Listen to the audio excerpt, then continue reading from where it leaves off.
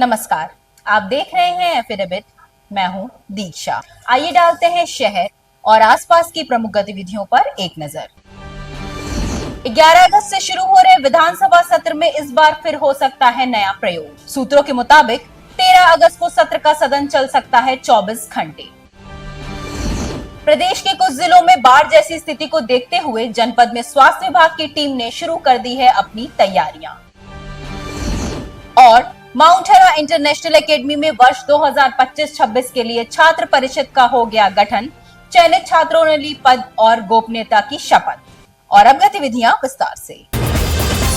11 अगस्त से शुरू हो रहे विधानसभा सत्र में इस बार फिर एक नया प्रयोग होगा। सूत्रों के मुताबिक 13 अगस्त को सत्र का सदन 24 घंटे चल सकता है। इस बार यह सत्र 11 अगस्त से लेकर 16 अगस्त तक चलेगा।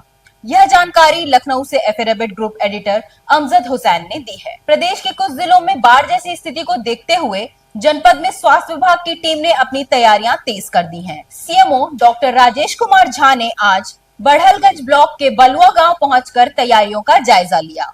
उन्होंने बाढ़ प्रभावित क्षेत्रों में स्वास्थ्य सेवाओं से संबंधित तैयारियों को मुकम्मल करने के साथ गर्भवती महिलाओं और बच्चों से जुड़ी स्वास्थ्य सेवाओं तथा बीमारियों की रोकथाम से संबंधित कार्रवाई समय से पूरा करने के निर्देश दिए। 15 अगस्त से पहले राजधानी वासियों को एक नई वंदे भारत ट्रेन की सौगात मिलेगी। यह वंदे भारत ट्रेन लखनऊ से जयपुर के बीच चलेगी। यह वंदे भारत ट्रेन सुबह 5:55 पर लखनऊ गोमती नगर से रवाना होकर दोपहर 2 बजे जयपुर पहुंचेगी। वापसी में यह ट्रेन दोपहर 3 बजे जयपुर से चलकर रात 11 बजे वापस लखनऊ पहुंचेगी। सूत्रों के मुताबिक शनिवार के दिन इस ट्रेन का संचालन नहीं होगा। गोरखपुर परिवहन निगम के क्षेत्र प्रबंधक लव कुमार सिंह ने 69 हरैया मोड़ पर सहजनवा से आ रही इलेक्ट्रिक सिटी बस की आकस्मिक टिकट चेकिंग किया। चेकिंग के दौरान 4 यात्री बिना टिकट यात्रा करते पाए गए। टिकट कलेक्टर से पूछताछ की गई तो संतोषजनक जवाब न मिलने पर उन्होंने चालक और परिचालक के विरुद्ध कार्रवाई करने के निर्देश दिए।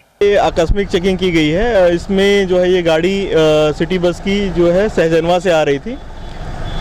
इसमें चेक करने पे पता चला कि इसमें 4 टिकट नहीं बने थे, तो उसमें परिचालक के विरुद्ध अब कार्रवाई की जाएगी। इसमें 4 WT बनाया गया है।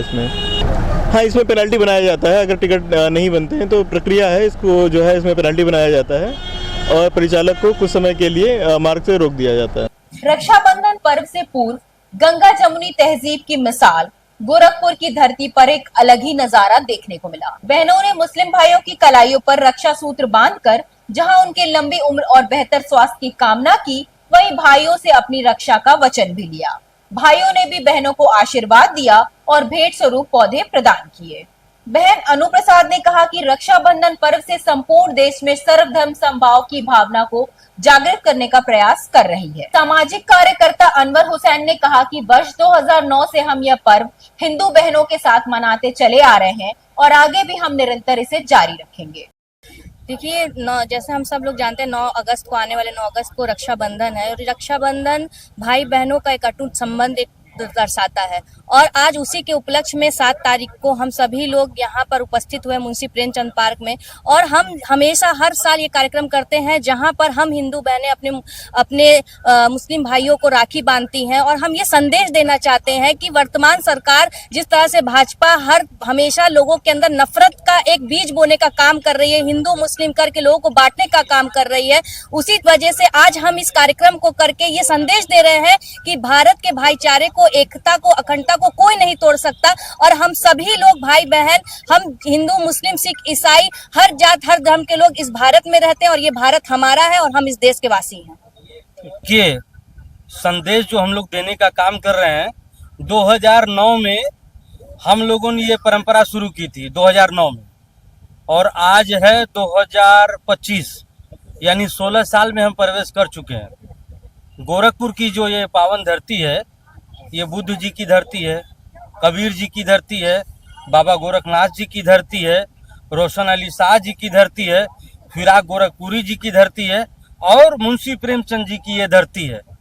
और ये आप सोच सकते हैं कि हम ये प्रेमचंद पार्क पे ही हम लोग ये आयोजन क्यों करते हैं। इसमें बहुत बड़ा रहस्य है और उद्देश्य भी है। मुंशी प्रेमचंद जी हिंदू धर्म के होते हुए उन्होंने पीछे एक ईदगाह है और बहुत बड़ी दरगाह है, उसको देखते हुए उन्होंने ईदगाह नामक एक लिखा कथा, वो किताब एक लिखी और उन्होंने एक संदेश दिया।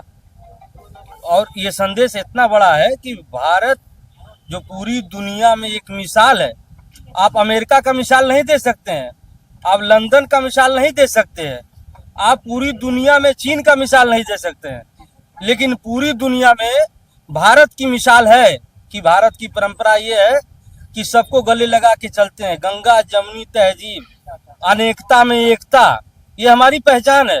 माउंट हेरा इंटरनेशनल एकेडमी में वर्ष 2025-26 के लिए छात्र परिषद का गठन कर दिया गया। इस अवसर पर आयोजित समारोह में हेड बॉय हार्दिक, हेड गर्ल अक्सा मनोनीत किए गए, जबकि डीपी हेड बॉय अनस और डीपी हेड गर्ल अतिया को चुना गया। कैप्टन रेड इजहान और वाइस कैप्टन मरियम इब्रा तथा captain blue Humaid, vice captain blue Nausheen मनोनीत किए गए। इसके अतिरिक्त कैप्टन ग्रीन आरव और वाइस कैप्टन ग्रीन आयत मनोनीत किए गए। इसी क्रम में कैप्टन येलो और वाइस कैप्टन येलो क्रमशः अरसलान और अनन्या को मनोनीत किया गया, जबकि cultural incharge Ishita Gupta, literary incharge Sadaf, sport incharge Izhan व डिसिप्लिन इंचार्ज मदिया और हसन चयनित किए गए। इस अवसर पर विद्यालय के मैनेजर शोएब अहमद उपस्थित रहे। विद्यालय की प्रधानाचार्य ने सभी चयनित छात्र छात्राओं को पद और गौर गोपनीयता की शपथ दिलाई।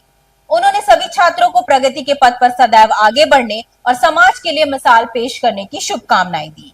मॉर्निंग एवरीवन, आज माउंट हेरा इंटरनेशनल एकेडमी में हमने इन्वेस्टर सेरेमनी 2025-26 का इवेंट था हमारा, and all the student council members, जो भी हमारे newly elected student council members हैं, so the badges, the sashes were given to them to make them feel the sense of responsibility. आज वो हमारे स्कूल में हैं, तो they are the leaders of tomorrow and in the future generation they would be the leaders for the world. Mount Hera International Academy में हम बच्चों के overall development, holistic development and the personality development of the students पे बहुत ही ध्यान दिया जाता है। पेरेंट्स भी यहाँ पर आए थे। पेरेंट्स का ऑलवेज कांस्टेंट सपोर्ट हमारे साथ रहता है। हमारे ऑनरेबल मैनेजर सर, जो he is always there, he is as a pillar of this institution, he is always there to support us and guide us. Thank you everyone, and I congratulate all the newly elected council members for taking this responsibility for the new academic session 2025-26. Thank you. आगामी 17 अगस्त से UP T20 league का तीसरा season प्रारंभ होगा, जिसका उद्घाटन BCCI के उपाध्यक्ष राजीव शुक्ला इकाना स्टेडियम लखनऊ में करेंगे। प्रतियोगिता में 6 प्रमुख टीमें भाग लेंगी और 34 मैच खेले जाएंगे। इस बात की जानकारी लखनऊ से एफिडेविट ग्रुप के एडिटर अमजद हुसैन ने दी है। और अब मुझे दीजिए इजाजत। देखते रहिए एफिडेविट। धन्यवाद।